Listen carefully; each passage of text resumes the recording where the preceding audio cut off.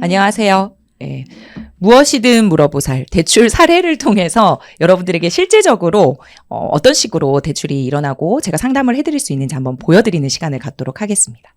예, 안녕하세요. 안녕하세요. 네, 오늘 사례를 한번 이거 약간 사주 보는 것 같은데. 예, 혹시 이게 대출을 할 때는요, 여러분 뭐가 중요하냐면 내 상태가 중요해요. 그러니까 대출자 차주의 상태가 일단은 소득이 얼마인지, 그 다음 부채가 어떻게 되는지, 부채 빚이 얼마나 있는지, 그쵸? 소득이랑 부채를 보고, 그 다음에 사실 신용 점수도 보기는 합니다, 당연히. 신용 점수 보고, 그 다음에 주택수를 봐요, 주택수. 무주택자인지, 1주택자인지, 다주택자인지. 그리고 내가 매수하려고 하는 지역, 물건지를 봅니다, 물건지. 이게 있어야 사실 이 사람에 대한 조건이 탁탁 나오는 거거든요. 자, 봅시다. 소득은 얼마 정도 돼요? 결혼하셨나요? 네, 결혼을 했고요. 네. 30대 부부긴 한데 30대. 네. 혼인신고를 아직 하지 않았고 혼인신고 안 했고. 최근에 임신 사실을 알게 됐대요. 최근에 임신 사실을 알게 되면 출산 예정일이 언젠가요? 2024년 10월입니다. 아이고, 그러면 여러분 여기서 올해 가장 핫한 대출이 뭡니까? 신생아 특례 대출이죠. 신생아 특례 대출이 23년에 출생한 신생아가 있는 가정과 올해까지 24년까지 출생한 신생아가 있는 가정이면 되잖아요. 부부 합산이 1억 3천 미만일까요? 지금 근데 어차피 혼인신고를 안 했잖아. 맞아요. 그쵸. 그러면은 실제적으로 그래도 사실혼이더라도 이제 할 수가 있는데 이 아이를 누구에게 올리느냐, 가족관계 증명원을 보고 신생아 특례는 이루어져요. 예. 그래서 그거는 이제 출산 예정 그 10월에 가서 그러면 한번 봐야 되는 거고, 부채는 어떻게 될까요? 지금 대출이? 0원입니다. 어머, 대출이 아무것도 없어요. 신용 점수는 혹시 K10이나 나이스 점수가 그래도 1, 2등급 나오는 걸로. 네. 주택수가 0개. 그러니까 무주택자야. 그쵸. 물건지는 어디를 보고 싶어 하시는지. 지금 아내랑 남편분이 좀 의견이 갈리는데요. 네네. 아내는 잠원에 있는 아파트에 들어가고 싶다. 잠원에 있는 아파트를 구매해서 들어가고 싶다. 네. 혹시 모은 돈이 모은 돈은 2억 정도라고 합니다. 아내만? 네. 아내만 2억을 모았고, 그러면 남편은? 1억 조금 안 되게 모은 걸로 알고 있어요. 그럼 둘이 합쳐서 거의 3억 정도를 모았단 소린데, 그러면 남편분은 어디로 지금 살고 싶어 하세요? 남편분은 네. 올해와 내년 청약의 시장이 열리지 않았냐. 그래서 청약을 무조건 넣어야 된다. 그럼 청약 점수가 어떻게 될까요? 아주 낮습니다. 20점대고 20점대. 네, 그 추첨제나 이런 것들이 많이 완화가 됐고 네. 그래서 생애 최초가 아직 살아 있어서 남편분이 특공으로. 네. 그래서 생초 특공. 1순위와 생애 최초 이런 것들을 활용해서 청약을 넣고 여기에 당첨되고 싶다라는 게 이제 남편분의 의견이라 두 분이 지금 일단 타협을 해서 최근에 신축 월세 집에 들어가셨대요. 신축 아파트 월세. 여기에는 보증금 얼마로 있을까요? 보증금은 자세히는 모르겠고 아마 3천만 원 미만으로 들어간 것 같아요. 아주 싸게 단기로. 네. 그러면 월세는 100 정도. 100이면 좀 세다. 지금 신축 월세이기 때문에 이 정도 되는 것 같아요. 제가 왜 신축 월세의 보증금을 물어봤냐면 여러분, 월세라 하더라도 이 월세 보증금에 대한 전세자금 대출을 받을 수가 있잖아요. 그 월세에 깔려 있는 돈이 있을 수 있으면 이 또한 자본금으로 만들 수가 있는 방법이 있기 때문에 지금 이분들은 본인들이 아내분 2억, 남편분 1억 모았다고 하지만 더 많은 자본금이 생길 수가 있기 때문에 대출을 활용하면, 그래서 제가 여쭤본 거였습니다.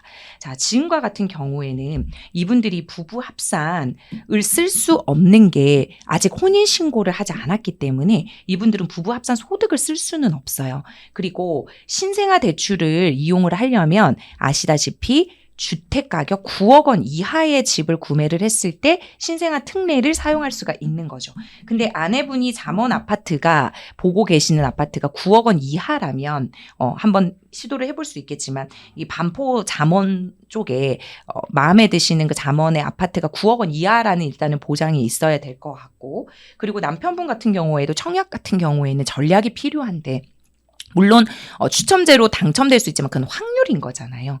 그래서 지금과 같은 시장에서는 오히려 예전에 그 상승장보다는 좋은 조건이고 유리한 조건으로 낮은 점수의 사람들도 넣어볼 수 있고 당첨될 확률이 높아진 건 맞지만 그래도 내가 만약에 내 집 마련을 해야겠다. 그리고 아이가 곧 태어나지 않습니까? 그 신축 월세가 좀 좁은 평수일까요? 애가 같이 살기에는 조금 힘들기 때문에 지금 내 집 마련을 알아보고 계신 거잖아요. 그렇죠. 한 20평대? 20평대면 사실은 이게 25평인지 29평인지 사실 21평인지에 따라서도 달라집니다. 왜냐하면 21평 정도라면 많이 움직이려고 하실 거예요. 왜냐하면 애까지 태어나면 좀 좁다는 느낌을 많이 드실 거고 25평이면 좀 어느 정도 그래도 우리가 버텨서 그 다음을 한번 생각해 볼까? 29평 같은 경우에는 경기도 같은 경우에 이제 확장이 잘 되어 있으면 또 거기에 또 살 수도 있기 때문에 이분들의 가정 사이클을 한번 보기는 해야 될 것 같아요.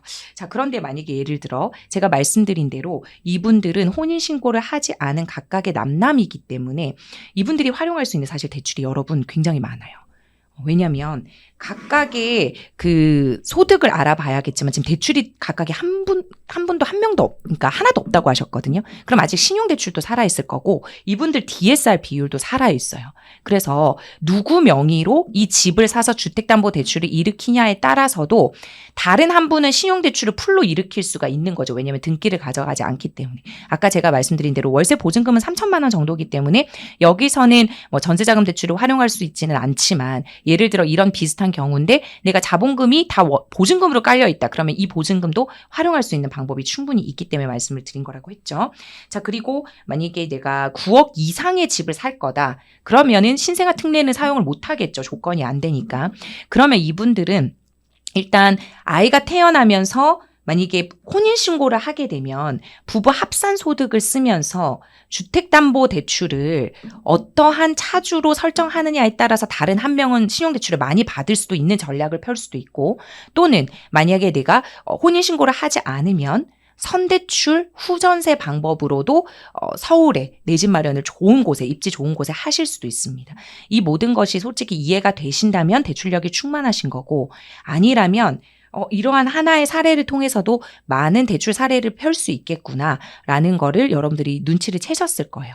그래서 지금 말씀해 주시기 전에 사실은 이 시어머님이 이분들에게 혼인신고를 일부러 하지 마라. 왜냐하면 이 시어머님 같은 경우에는 대출 저희 수업을 들으신 분인 것 같아요. 왜냐하면 선대출 후전세 얘기도 하셨고 그래서 아직까지는 혼인신고를 하지 마라 이렇게 한 걸로 제가 사전에 알고 있는데 그 시어머니가 그렇게 하신 말씀 자체가 왜냐하면 한 명은 주택담보대출을 받고 한 명은 전세자금 대출을 같이 활용할 수가 있는 방법이 있기 때문인 거예요.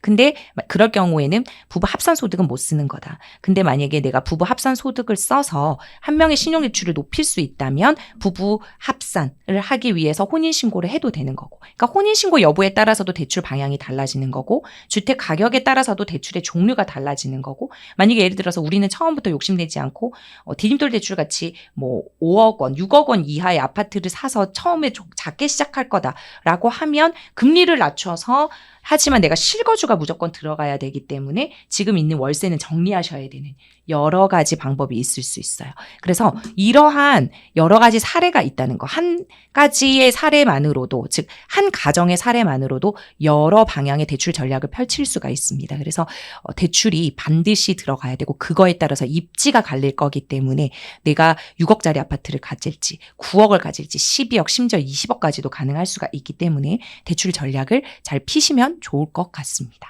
네. 혹시 남편분이 원하는 그런 청약에 당첨이 되더라도 대출에 대한 프로세스는 알고 있어야겠네요. 그렇죠. 그러니까 계약금을 어떻게 마련할 수가 있는지, 중도금 대출을 어떻게 끌고 갈 수 있는지, 그리고 잔금 대출을 어떻게 대비할 수 있는지에 따른 대출 전략도 반드시 인지하고 계셔야 합니다. 네. 알겠습니다. 사연 주신 분 도움 되셨으면 좋겠습니다. 네. 감사합니다. 감사합니다.